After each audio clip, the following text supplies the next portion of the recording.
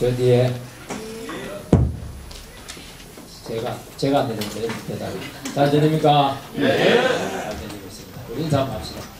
잘 오셨고 좋은 시간 되시기 바랍니다. 반갑습니다. 새로운 얼굴도 보이고 저희 기도하겠습니다. 하나님 감사드립니다. 이 연말 또 얼마 남겨두지 않은 이 시점에 또 우리로 하여금 기도하게 하시고 또 함께 주님 앞에서 우리 자신들을 돌아볼 수 있는 소중한 예배의 시간으로 주셔서 감사드립니다. 교회적으로도 큰 행사들도 많고 또 개인적으로도 진로 문제들, 가정적으로도 자녀 진로 문제들 여러 가지 결정해야 될 것들 참 생각하면 복잡하고 어디서부터 문제를 풀어야 될지 참 암담할 때가 많습니다.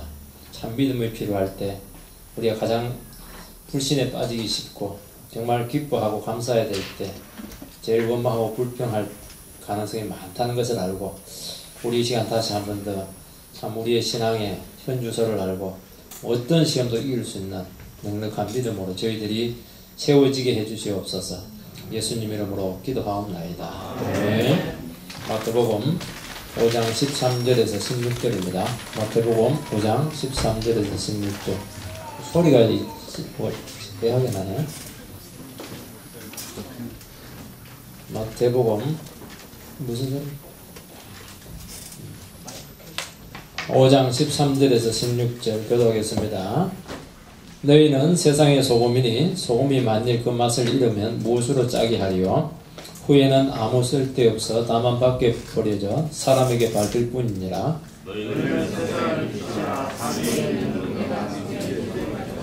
사람이 등불을 켜서 말 아래 두지 아니하고 등경 위에 두나니 이름으로 집안 모든 사람에게 비치느니라.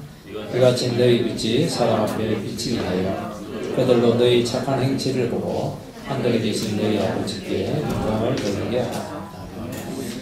요즘 우리나라 그 학문의 화두 중에 인문학의 대두가 아주 중요하게 조명됩니다.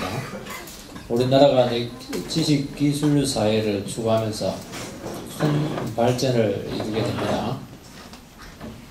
그런데 이것만으로는 금방 이 발전의 한계가 지금 나타나고 있습니다. 단지 기계적인 이 지식만으로 인간의 삶의 질을 높이거나 진정한 부여를 누릴 수 없다 하는 것이 드러나고 있습니다. 인문학적인 지식에 이제 불을 지핀 사람이 누구냐 하니까 애플사를 창업한 스티브 잡스입니다.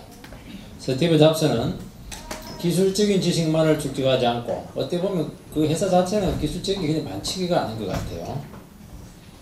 인간을 생각하는 이 제품을 만들어내어서 세계 최고의 그런 기업을 일굽니다. 그래서 인간이 쓰기에 편리한 제품, 인간 다양한 기술을 종합해가지고 인문학적으로 잘 연합을 시켜서 인간 친화적인 생산을 하는데 아주 탁월했고 이게 적중을 해서 세계 최고의 기업이 되었습니다. 그래서 기계를 전혀 모르는 사람도 그 제품 딱 보면 접근이 굉장히 용이하고 쉽습니다. 이런 의미에서 우리나라의 그런 교육이나 지식도 좀 변할 필요가 있다. 너무 단편적인 지식 위주, 암기 위주, 기술 연마만으로는 금방 한계를 보일 수밖에 없다. 인간을 알아야 되고 세상을 알아야 되고 돌아가는 걸 알아야 된다 하는 것이죠. 왜냐하면 이런 것들은 이제 시야를 넓혀주는 것이고 통찰력을 길러주는 것이고 이런 것이 삶의 유연성이 이제 나타나게 되는 것인데 이게 결국에는 인생을 풍요롭게 하는 지름길이다. 그런 의미에서 인문학적인 그런 소양들에 대해서 새롭게 대두되는 것은 당연한 것이라고 생각이 됩니다. 여러분 그렇지 않으면 뭐냐 하니까 이런 고민을 이미 했습니다. 또 이미 하고 있습니다. 어떻게 했느냐? 우리는 늘 하는 게 사람이 뭐냐? 하나님이 뭐냐? 세상이 뭐냐? 네가 뭐냐? 성경을 통해서 늘 우리가 고민하고 연구한 게 바로 이 문제거든요. 그러면서 자기를 알고 인간을 알고 세상을 알고 하나님을 아는 존재가 된 것입니다.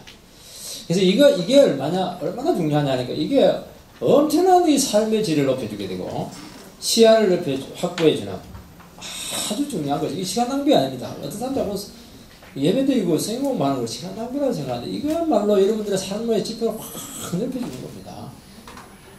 아무리 대단한 게 있어도요, 보는 게 이것밖에 없으면 그 사람 삶이 이것밖에 안 돼요. 근데 보는 게 큰데 아직 내용물이 안 참하면 그것은 노력하면 되는 것이거든요. 우리는 삶의 폭을 키워놔야 된다는 겁니다. 본문은 이 크리스찬들을 그 세상의 소금이요 빛이다 그렇게 정의합니다. 크리스찬이라고 하는 존재 자체가 이미 소금이고 빛이라는 겁니다.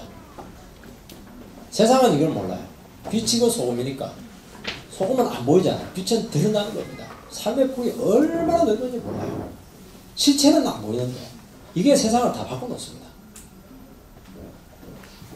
진정한 발전과 세상 보존의 원리는 이 원리에 있다 하는 것을 알고 우리의 시야가 넓혀지는 시간 되시기 축원드립니다.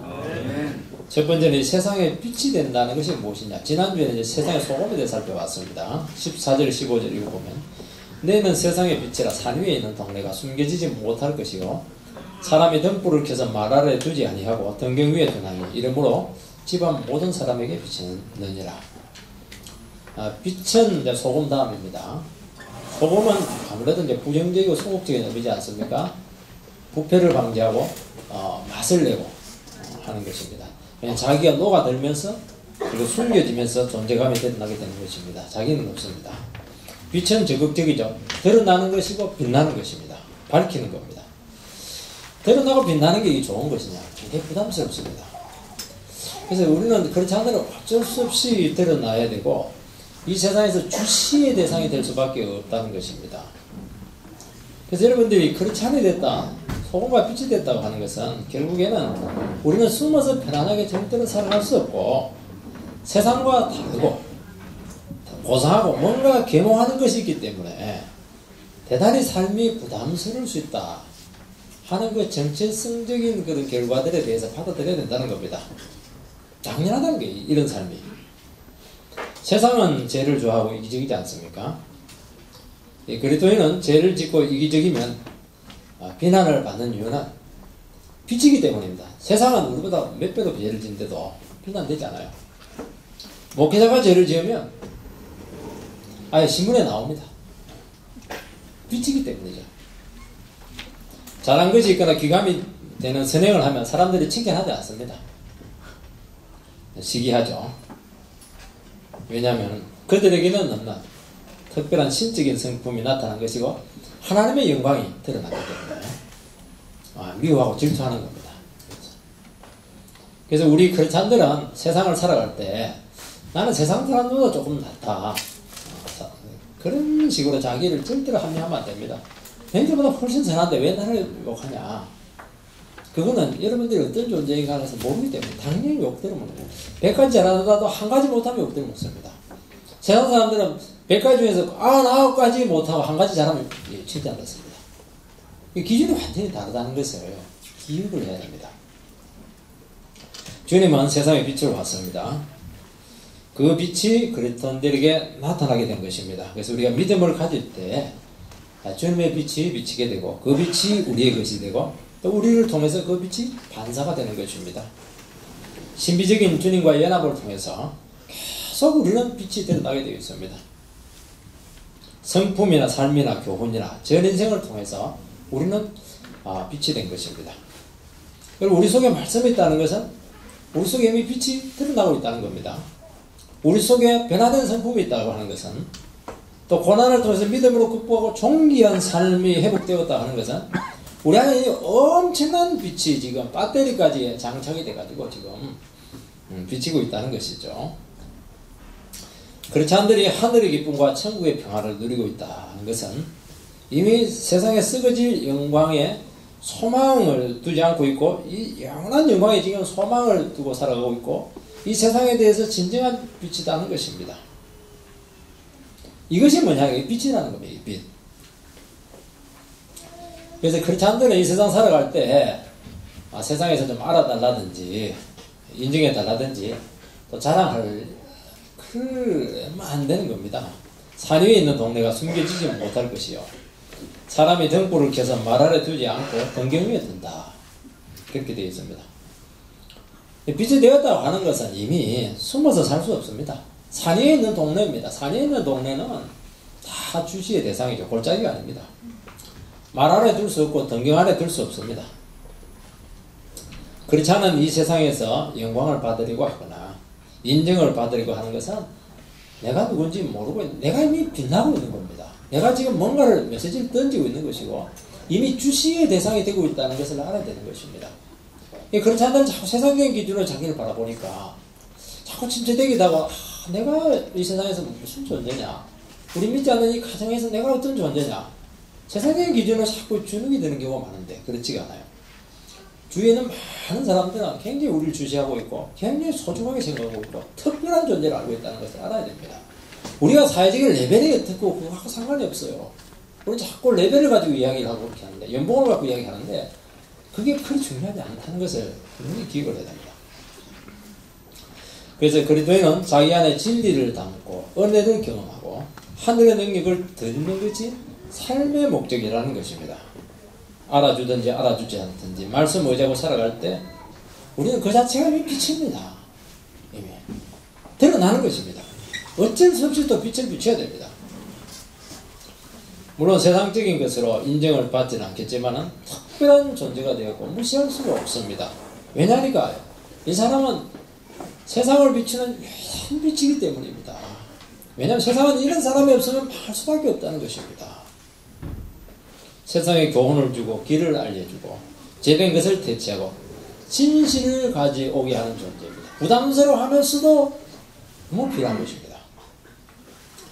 여러분, 이 그리스도인이 빛이다 하는 것이 주는 의미는 이 두 가지죠. 첫 번째는 빛은 어둠을 물러가게 합니다. 빛이 비치면 어둠은 사라집니다. 즉각 사라집니다. 그래서 빛과 어둠은 공존이 안 됩니다. 빛은 생명과 죽음을 분리합니다. 이 생명하고 죽음은 상극이지 않습니까? 여러분, 빛이 비치지 않으면 세상은 제약과 탐욕으로 뒤범벅이 될 수밖에 없습니다. 빛이 딱 비치는 순간 분리가 일어나기 시작합니다. 무엇이 잘못되었고 무엇이 바른 것이고 모든 것이 수면에 드러나게 되어 있는 것입니다. 백일하에 드러난다는 것입니다. 그래서 우리의 삶이 뒤범벅이 되어 있을 때 어디가 잘못되었고 뭐가 숨겨져 있고 이런 것들이 잘 짚어지지 않게 되었을 때 말씀을 듣는 이유는 이 빛 가운데서 우리의 삶을 점검하기 위해서 그렇게 하는 것입니다. 말씀을 들으면 명확하게 수면 위로 다 드러나게 되어 있습니다. 우리 속에 있는 악한 동기들, 잘못된 관계들, 인생의 왜곡된 가치들이 수면 위에 막 드러납니다. 사람들은 숨기고 싶어서 숨기는 게 아닙니다. 이게 숨겨지게 되어 있고 악한 것은 직면하기 싫어하기 때문에 그렇게 하는 것입니다. 근데 막 빛은 그 사정을 안 받습니다. 빛은 뭐 얼굴 못난 사람들도 희끄무리하게 비치고 얼굴 잘난 사람은 환하게 비치고 그런 게 없어요. 빛은 어두운 데일수록 더 환하게 비치는 것입니다. 강제적으로 노출시켜버리는 것입니다. 그래서 여러분들이 참 제약에 빠지고 힘들고 이렇게 할 때 강제적으로 와서 말씀을 듣는 이유는 뭐냐니까 자기가 강제적으로 노출이 되는 겁니다. 노출이 되면 이것은 치유가 되고 회복이 되는 것이 않습니까? 노출이 안 되면 썩고 부패하지만 노출이 되면 회복이 되거든요. 여러분, 제약이나 어두움은 빛을 싫어합니다. 그래서 술집이나 윤락가는 항상 음침한 곳에 있고 자꾸 불을 끄라고 합니다. 불 끄세요. 그렇게 합니다. 어두움이 그들의 욕망과 본성을 가리워주기 때문입니다. 모든 것이 빛이 비치는 순간 다 드러나게 되어 있고 추한 것이 다 드러나게 되면서 그들을 부끄럽게 한다는 것입니다. 그러나 이 모든 제약들이 드러나게 되면 회복의 소망이 생기고 치료가 되게 되고 여기에 소망이 있는 것이죠. 우리 크리스찬들은 바로 이런 존재라는 것입니다. 크리스찬들은 이 세상에 하기 싫은 이런 부분들이 노출되도록 합니다. 진리를 통해서 삶을 통해서 변화된 인격을 통해서 저는 이걸 너무 느낍니다. 제 작은 변화된 순수한 인격, 정직성, 거짓 없는 이런 것들이 주위에 있는 많은 사람들에게는 얽히고 설킨 이 문제들을 그냥 간단하게 노출시킨 것을 너무 많이 보게 됩니다. 그러면서 참 세상에는 이런 사람들이 필요하다는 것을 알게 되는 것입니다. 그리고요, 그 모든 어둠과 제약의 전모가 드러나면서 그 결과가 다시 드러납니다. 이건 사망이라는 것이죠.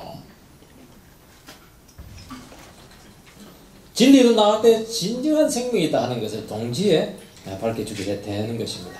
그리고 이 모든 어둠과 그런 부패의 원인은 죄와 탐욕에 있다는 것을 밝혀주는 것입니다.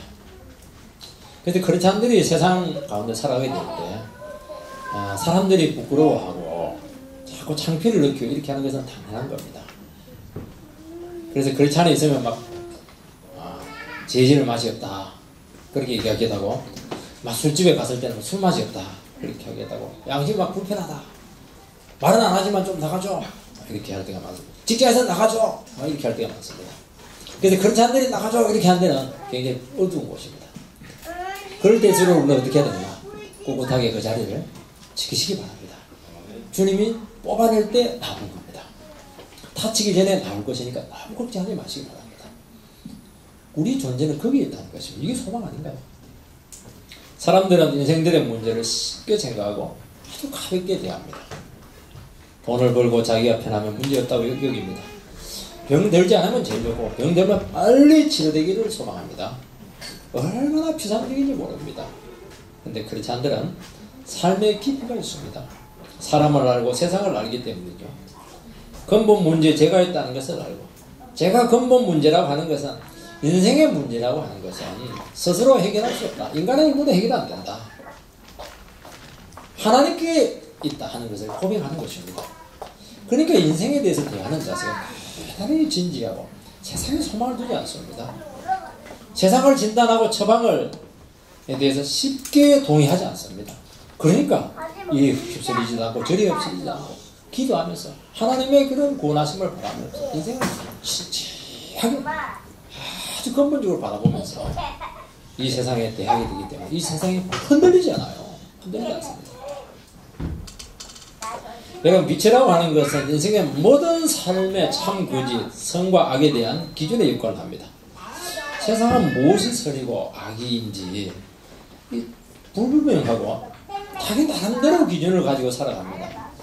그래서 사람들이 물어보면 내가 옳다는데 당신이 뭐라고 시비를 거냐고 이런 식으로 이야기합니다. 그러나 크리스찬은 이 세상에서 아주 뚜렷한 삶의 기준을 제시를 합니다. 사람들은 나름대로 인생관을 가지고 참 열심히 살아가고 또 의미를 추구를 합니다. 그렇지만 그것이 하나님 앞에서 선이 되지 않고 있고 하나님의 기준에 바르지 못하다는 것을 사람들은 잘 인정하지 않으려고 하고 있습니다. 이것을 인정하게 하는 사람이 누구냐? 하나님의 백성입니다.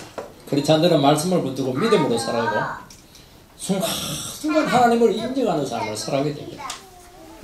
세상 사람들은 처음에는 막 미련하다고 그러고 무식하다고 그러고 너무 무력하다고 그러고 너 그렇게 살면 망할 것 같다고 그렇게 이야기합니다.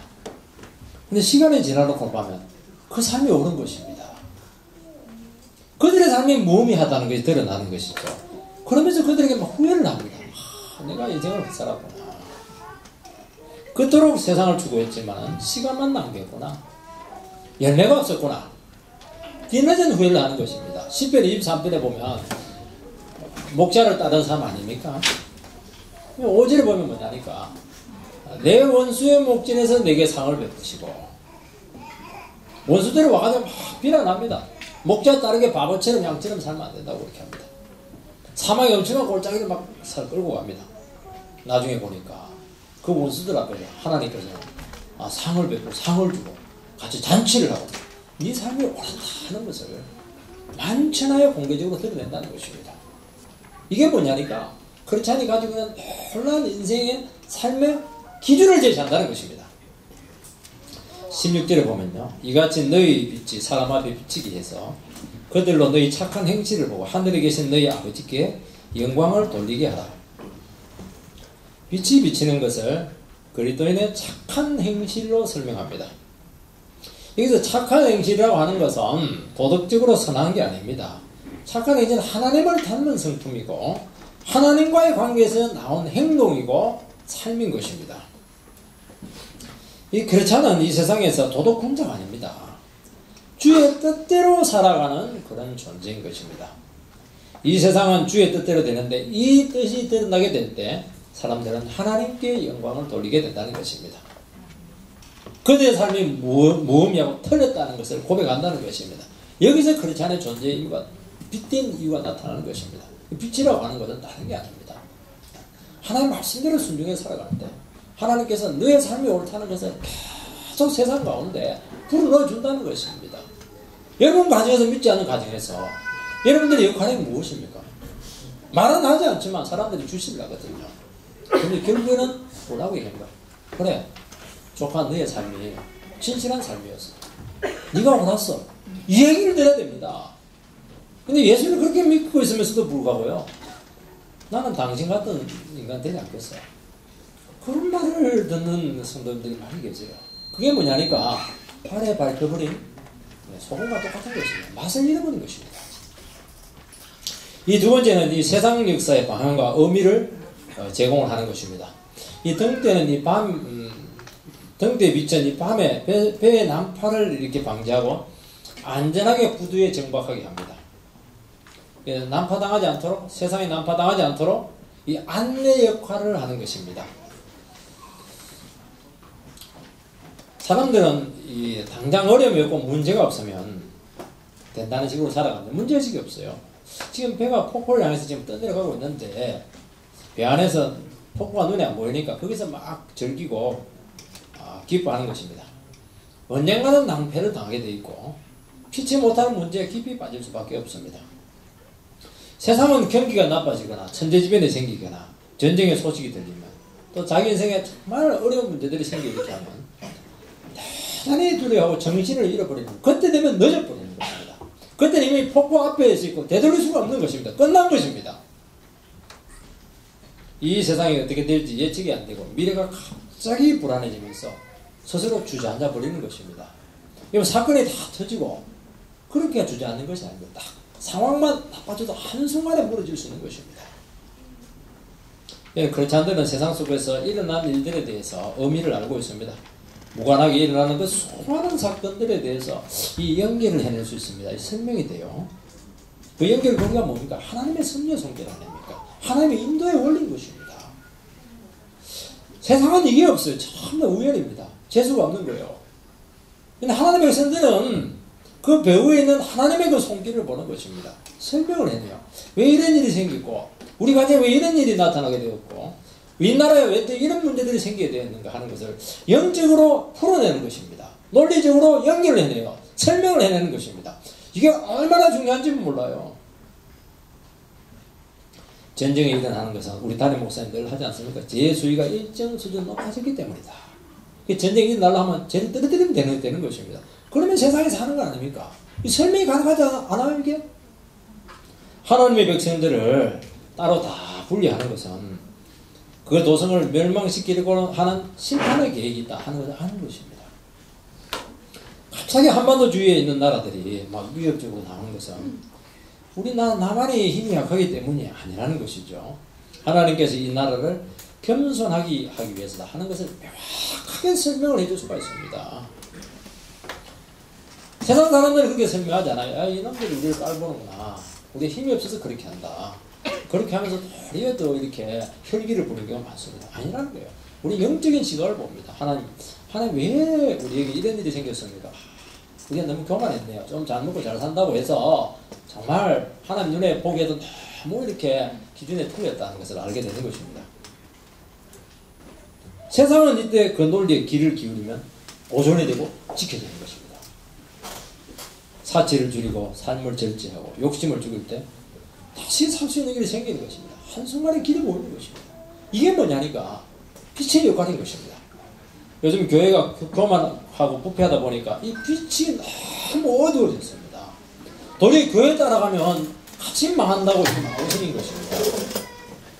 2004년도에 그 인도네시아에서 그 큰 세계적인 쓰나미가 일어나게 됐을 때 어느 큰 교회 목사님이 쓰나미에 싹 쓸린 나라들은 기독교 국가가 아니고 전부 다 우상 숭배하는 나라들이다 하는 바람에 너무 많은 지탄을 받습니다. 속으로만 생각하고 있지 그걸 성경사를 이야기하는 바람에 공개사는 올라오지 않습니다. 이게 저는 걸리지. 뭐 그럴 수가 있죠. 그렇지만은 이 대재난에 분명히 크리스천들도 희생을 당했을 것이고 수많은 무고한 인명들이 고통을 당하고 물론 그것은 또한 인간의 죄 때문에 일어난 죄인 것은 분명한 것입니다. 그렇지만 그리스도인이 하나님의 위치에서 세상을 판단하는 그 자세는 이미 하나님의 영광을 가리게 된 것이고 우리 그 빛을 드리는 것입니다. 고통당한 영혼들을 위로하고 하나님의 긍휼을 구하는 이 간절한 기도의 자세로 나갔으면 아마 세상은 그 해에 대해서 동정심을 아마 새롭게 보았을 것입니다. 그래도 세상은 따뜻하고 그래서 세상은 교회는 세상을 생각하고 있구나 기도하고 있구나 이런 기회를 삼으면 판단 내려버리니까 담을 쌓는 것이죠. 여러분 성도나 교회는 세상을 겸손히 섬기도록 파송된 소명자이기 때문에 세상을 사랑해야 돼요. 그들을 위해서 빛과 소금이 되어야 되는 것입니다. 우리를 위해서 빛과 소금이 되는 게 아닙니다. 우리는 녹아버려야 돼요. 없어져야 됩니다. 우리를 태우면서 빛을 내는 거예요. 우리 존재가 나타나는 식으로 하는 방법이 없는 거예요. 이게. 오늘 기독교는 자꾸 자기를 나타내는 것입니다. 건물을 나타내고 자기 얼마나 똑똑한가를 나타내고 얼마나 세상에 성공했나 나타나니까 세상으로부터 피난을 받고 있는 것입니다. 그렇다면 두 번째, 세상에서 소금과 빛이 될 수 있는 구체적인 원리가 어떤 것이냐 하는 것입니다. 여러분 그렇지 않은 세상의 소금과 빛입니다. 이 말씀은 그렇지 않다면 결코 세상을 떠날 수 없고 분리할 수 없고 반드시 세상 속에 살아야 되고 하나님께 세상에 우리를 파송했다는 것입니다. 여러분 세상에서 우리가 살아야 되지만 문제는 세상은 그렇지 않다니까 너무 많은 것을 요구하고 있고 파괴적이고 막 강제성을 더해가고 있습니다. 우리가 사회생활하고 직장생활을 하게 될 때 세상이 얼마나 강력한 존재인가 하는 것을 여러분들은 바로 그 다음날부터 아마 느끼게 될 것입니다. 세상은 죄의 원리를 움직입니다. 세상은 단지 개인들의 죄악의 집합체가 아니고 세상 자체가 구조적으로 제도적으로 죄로 확 구축이 되어 있습니다. 이 제도 안에서 우리만 깨끗할 수 있느냐? 아니죠. 우리가 사회생활 한다는 자체가 직장생활 한다는 자체가 직간접적으로 지금 죄 다 지금 오염되어 있다는 거예요. 연루화되어 있는 것입니다. 그리고 우리 자신들도 지금 재성을 가지고 있어요. 우리도 성공하고 싶고 세상에서 발 벌고 싶고 따라가고 싶은 것입니다. 또 마귀가 그냥 우리를 충동질합니다. 이곳에서 내 혼자 깨끗할 수 있느냐? 없죠. 직간접적으로 반드시 유도될 수밖에 없습니다. 그러면서 우리는 한 가지를 분명하게 확인하게 되는데 참 제가 이렇게 죄가 많다는 것이고 정말 죄로 찌들지 않는 곳이 없다는 것을 알게 되고 인간의 힘으로 이 죄를 대항할 수 있는 세력은 없다는 것을 느끼게 된다는 것입니다. 이게 뭐냐니까 우리가 현실인식인 것입니다. 의외로 크리스찬들 중에서 세상에 대한 소망을 가지신 분들이 많아요. 세상에 대한 나름대로 인생을 찾으려고 하고 세상에 대해서 뭔가 기대를 가지고 계시는 분들이 있는데 이것은 아직 빛이 무엇이고 소금이 무엇인가 하는 것에 대해서 모르고 있는 것입니다. 이걸 알아야 돼요. 너무너무 죄를 찌들었다는 거죠. 여기는 소망을 가질 수가 없고 대항할 수 없는 무지무지한 세력이라는 것을 느껴야 된다는 것입니다. 여기서 크리스찬들의 심한 자제를 겪게 되는 것입니다. 이때 이제 비슷하면 두 가지 잘못된 자세를 가지게 되는데 하나는 신앙하고 세상을 분리하는 것입니다. 교회에서만 신앙의 모습을 보이고 세상에서는 세상 방식으로 살아가는 것입니다. 영육의 분리죠. 그러면서 신앙이 자꾸 내면화돼요. 내 안에 평화, 나만 축복받자, 영적인 것만 자꾸 추구하는데 그 순간 이 신앙의 긴장이 빠지게 되고 생명력은 사라지게 됩니다. 여러분 신앙은 반드시 현장성을 가져야 됩니다. 현장. 나의 삶의 현장에서 나타나는 게 신앙인 것입니다. 생각 속에서의 신앙은 그거 아니에요. 그 이상입니다. 이상. 그러면서 크리스찬의 삶이 자꾸 모호해지면서 도덕화되고 신앙과 삶의 괴리가 나타납니다. 또 하나 잘못되는 게 뭐냐면 세상을 자꾸 기독교화식 기독교 하는 것입니다. 기독교 국가, 기독교 문화, 기독교 도덕, 기독교 제도, 정치. 그래서 자꾸 국회에 나가고 이렇게 하는데 자꾸 국회에 나가려고 교회 와가지고 자꾸 선거운동 해달라고 자네부 다시 하시기 바랍니다. 돈도 없고 힘도 없습니다. 여러분 세상은 절대 기독교화 되지 않습니다. 왜냐하면 본성이 기독교하고 반대기 때문입니다. 나름대로 세상과의 활동을 통해서 뭐 성경적이고 신학적인 의미를 부여하게 되지 않겠습니까? 단지 기독교 옷만 입힌 것밖에 되지 못하고 속은 똑같다는 겁니다. 크리스찬의 이름으로 선행을 하고 좋은 사업을 해보세요. 그거하고 세상은 좋아하는데 주님은 너무너무 싫어해요.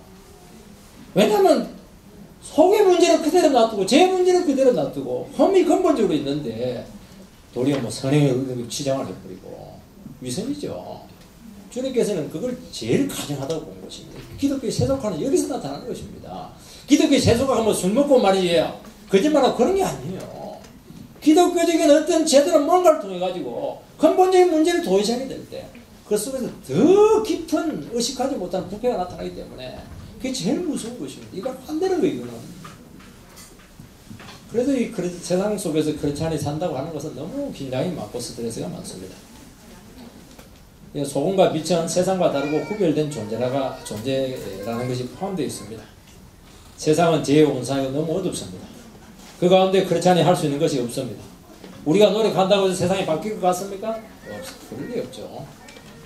그렇지만 주님이 또 그곳에 보냈기 때문에 도망갈 수도 없고 무책임하게 또 가만히 있을 수도 없습니다. 여기서 크리스찬은 세상과 불협화음을 느끼게 되고 긴장을 안고 살아갈 수밖에 없다는 것입니다.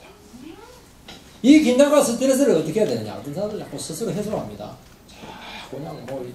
자꾸 그냥 세상적인 쾌락을 자꾸 해소하고 이렇게 하는데, 아니면 뭐 자포자기식으로 세상은 될 대로 되라 무관심하게 이렇게 할 수 없는 것이죠. 이 긴장은 오직 기도와 말씀으로 해소될 수밖에 없습니다. 말씀을 그 긴장된 삶의 현장에 끌고 와서 적용하고 기도할 때 여기서 해결점이 나타난다는 거죠. 이거 외에는 세상을 변화시키고 우리가 크리스찬으로서 소금과 빛의 역할을 할 수 있는 길은 없습니다. 다른 건 안 되는 것입니다. 여러분, 진리는 적지성을 가지고 있거든요. 진리가 우리의 긴장된 삶, 불협화음을 일으키고 있는 삶의 현장에 적용되고 선포되고 이렇게 됐을 때 어떻게 됩니까? 그 상황을 분석해냅니다. 현장. 끊임없이 진리를 나의 삶의 현장에 끌고 와서 해석하고 적용하고 순종하려고 하고 또 넘어지고 몸부림치고 그러면 그 진리가 역사를 일으키기 시작합니다. 안 될 것 같은데. 산이 옮겨 바다에 던지라는 것이 안 될 것 같은데. 이 겨자씨만한 작은 믿음이 세상을 바꾸는 것입니다. 뽕나무가 뽑혀서 바다에 심기는 것입니다. 이야, 이걸 믿으셔야 돼요. 이거 못 믿으면 절대로 여러분 이 세상 속에서 견뎌내지를 못하는 것입니다. 어둠은 물러가고 죄악을 이기게 되는 것입니다. 이때 우리는 인생을 알게 되면서 세상의 진면목을 새롭게 알게 되는 것입니다. 세상은 심판받을 존재라는 것을 알게 되고 사망이고 무의미하다는 것을 뼈저리게 느끼게 되면서 왜 주님이 이 세상 현상 가운데 육신 입고 오셨는지, 왜 죽으셨는지 그 이유를 그때 현장 가운데서 알게 되는 것입니다. 여러분, 기독교는 반드시 현장을 가져야 되는 것입니다. 여러분의 삶의 현장이 얼마나 중요한지 몰라요. 목회자보다도 여러분들이 훨씬 더 중요하다는 것이죠. 왜냐하면 여러분 직장이 있지 않습니까? 세상과 접촉점을 가지고 있지 않습니까? 여기서 기독교적인 삶을 살아내야 된다는 것입니다. 이게 여기서 소명의식이 생기는 거예요. 세상에서 출세하는 게 아니고요. 나 이걸 어그러지는 그 삶의 현장 속인데 어떻게 기독교적인 삶을 살아야 될 것인가? 이게 우리를 부신 목적이 되지 않겠습니까? 이 세상에 대한 영적인 시각을 가지게 되는 것입니다. 오직 십자가만이 진정한 해결 책임을 고백한다는 것입니다. 이곳에서 크리스찬은 세상에 은혜가 필요함을 알게 되고 은혜의 통로로 자기 자신을 내어주기 시작합니다. 세상은 돈을 목적으로 살아갑니다. 크리스찬은 돈에 힘을 빼기 시작합니다. 힘을 싹 뺍니다. 돈을 세상 욕망의 추구수단에서 은혜의 수단으로 바꾸어냅니다. 사람들은요, 돈 100을 가지고 뜹니다. 칼부림이 납니다. 크리스찬들은 돈을 추구하지 않습니다. 그 돈을 가지고 사랑을 베풉니다. 기회가 있을 때. 낭비하는 게 아니에요. 하나님의 손의 도구로 드리게 되는 것입니다. 그 순간 세상에서 돈이 주도권을 쫙 잃으면서 은혜가 흐르기 시작합니다. 돈이 흐르고 욕심이 흐르는데 갑자기 한 크리스찬에 의해서 그냥 이게 막 풍성해지면서 은혜가 막 흐르기 시작해요. 세상은 출세와 성공을 향해서 달려가지 않습니까? 지금 모든 세상은 경쟁구도로 되어 있고 야구 강식의 원리에 의해서 움직이고 있습니다. 진화론적인 원리지 않습니까? 이때 크리스찬들은 이 원리를 바꾸는 것입니다. 크리스찬들은 협력을 하고 섬기고 도와줍니다. 갑자기 살벌한 야구 강식의 세계는 사라지고 그곳에 하나님이 임재하면서 살벌한 곳이 정말 살만한 곳으로 바뀌게 됩니다. 그리스도인은 자신의 미래를 주님께 맡기고 주님을 의지하며 살아갑니다. 내가 그러면 돈을 포기하고 내가 세상 성공을 포기하고 어떻게 살아야 되느냐. 그 부분에 있어서는 하나님께서 책임을 져주신다는 것입니다. 인생을 맡기라는 것입니다. 그래서 믿음이 필요하다는 것이죠. 이때 주님이 강력히 함께하면서 여유가 생기고 세상에 대해서 자유화집니다. 여러분 진정한 세상의 계획은 자유자만이 할 수 있는 것입니다. 세상에서 포함된 사람들은 절대로 거기서 헤어나오지를 못해요. 세상에서 자유로워야 돼요. 돈에 자유로워야 되고 욕심에 자유로워야 되고 세상의 영광에 자유로워야 되는 것입니다. 이것이 세상을 섬기는 힘이고 세상에 대한 긍휼로 나타나게 되는 것입니다. 그래서 크리스찬들은 이 세상에서 도망가고 싶고 모른 체 하고 싶지만은 이미 은혜를 알고 있어요. 그 힘을 압니다. 세상의 운명을 알고 있습니다. 막 책임감 때문에 또 주님이 불강력적으로 막 우리의 은혜를 베풀도록 자꾸 밀어내기 때문에 그 도구로 자기 자신을 드리지 않을 수가 없는 것입니다. 그래서 이것도 주님의 능력이 필요한 것입니다. 여러분 크리스찬들은 세상 물정을 모르는 바보가 아닙니다. 여러분 세상을 알아야 되는 것입니다. 세상을 안다는 것은 모든 세상을 다 경험하라는 것이 아닙니다. 자기 자신에게 주어진 현실 속에서 성경적으로 세상을 바라보고 그곳에서 신앙적으로 살아가려고 할 때 세상이 보입니다. 신학적으로 보는 거예요. 세상을 안다고 하는 것은 경험하는 게 아니고 성경적인 시각으로 세상을 분석하고 해석해내고 볼 수 있는 눈을 가지는 것입니다. 저는 여러분들처럼 직장생활을 했지만 다 알고 있어요. 사무실 목사님 직장생활 했습니까? 대답 안 합니다. 어떻게 바꾸물처럼 알고 있어요? 다 할 수 있는 거예요. 성경이 다 이야기하거든요. 안 봐도 경험 안 해도 다 똑같지 않습니까? 그때 어떻게 되느냐. 분수라서 세상이 환상이었는데 내 편이었는데 세상에 딱 나타난다고 하니까 완전히 원수 중에 상원수예요. 적으로 나타납니다. 치열한 삶의 현장을 알게 되는 것이고 여기서 그렇지 않는 세상과 접촉점을 가지는 것입니다. 신앙적인 시각을 가지는 것이 세상을 접촉하는 포인트예요. 포인트. 그래서 세상 가운데 갈등이 나고 어색한 것이 얼마나 중요한지 몰라요. 기도의 자리지 않습니까? 말씀을 적용하는 자리라는 거예요. 그쪽이. 하나님께서는 크리스찬들을 세상을 섬기는 쪽으로 보내신 것입니다. 세상의 이데올로기들, 정신들, 방식에 대해서 선명하게 다가오는 것이고 이 때문에 주님께서 나를 이 현장에 보냈구나 하는 것을 알게 되는 것입니다. 그렇지 않은 주어진 현실 자신이 속해 있는 삶의 현장에서 믿음으로 싸우는 존재라는 것입니다. 이때 두 가지 마음이 항상 공존하는데 세상은 심판받을 수밖에 없다는 것이고 동시에 하나님의 은혜와 용서가 필요하다는 것을 알게 두 가지 마음이 내리는 거예요. 심판과 은혜 사이에서 기도하고 몸부림치는 것입니다. 이놈의 세상 당장 싹쓸이 해보세요. 그래도 그럴 수가 없는 거예요. 사랑하는 사람들. 기도하는 거예요. 긍휼을 베풀어 달라고. 맞아. 아브라함이 저기 소돔성을 멸망시킬 때 막 기도하잖아요. 50명, 45명, 20명, 10명. 기회를 자꾸 달라고 기도하는 거야. 아십니까? 그게 심판을 늦추는 거예요, 이게.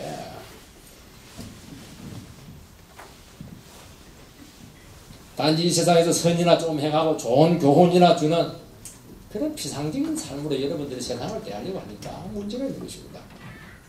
주어진 치열한 삶의 현장 속에서 믿음으로 살아가게 될 때 오는 그 긴장을 진리와 성령의 능력으로 풀어내시기 바랍니다. 이것은 십자가를 지는 방식으로 해결점을 찾을 수밖에 없습니다. 내가 희생하고 내가 참고 내가 낮아지고 내가 죽으면 된다. 답은 이겁니다. 세상은 이 원리가 없어요. 크리스찬만이 이것을 해낼 수 있거든요. 이게 빛이 되는 것이고 소금이 되는 것입니다. 결코 어떤 운동을 한다든지 세상적인 무기나 무력이나 인간적인 방식으로 안 되는 거예요. 혈과 육이 아닙니다. 우리의 무기는 영적인 무기죠. 기도와 말씀과 변화된 성품의 것입니다. 십자가로 무장된 자기 부인과 포기를 통해서만 나타나는 것입니다. 철저히 하나님의 방식으로 무장되어야 됩니다. 이때 세상은 변화되고 소망을 가지게 되는 것입니다.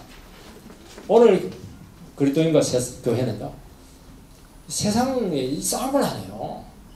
세상 방식으로 싸우다 보니까 더 정치적이 되고 말이죠. 더 투쟁적이 되고 말이죠. 세상을 이기는데 영적으로는 처절히 패배하고 있는 것입니다. 우리는 세상에 져야 돼요. 돈 손해봐야 되는 것입니다. 성제 누락될 수 있는 거예요. 영적으로 패배하는 것은 여러분들은 존재 의미가 없는 것입니다. 그렇게 되다 보니까 세상이 무질서하게 되고 고통을 가중시키는 원인받게 되니 같이 망하는 거예요. 그렇게 하니까 우리가 진정 소금과 빛이 되는 그런 삶이 되기를 이름으로 축원을 드립니다. 오늘 우리 시간 참 어려운 말씀이고 아주 중요한 말씀이고 세상 가운데 살아가는 우리 40대 우리 직장인들에게 또 우리 모두들에게 참 필요한 말씀입니다. 우리의 빛의 역할이 되기 위해서 어떻게 해야 되는 것인가? 어떻게 우리가 소금과 빛의 역할, 세상 속에서 크리스찬의 사명을 감당하게 될 것인가?